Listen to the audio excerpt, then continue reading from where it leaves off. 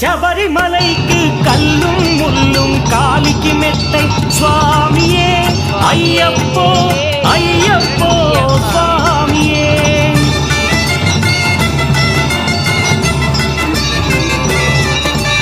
பள்ளிக்கட்டு శబరిమலைக்கு கல்லும் முள்ளும் காலிக்கு மெத்தை சுவாமியே అయ్యప్పో అయ్యప్పో స్వామియే. మీ అభిషేకం చేయండి, హారతులిచ్చి కొలవండి, ఇరుడి స్వామికి భక్తిగా ఇచ్చి వేదన తీరగ వేడండి. అయ్యప్పను కని పిలవండి స్వామియే అయ్యప్పో అయ్యప్పో స్వామి.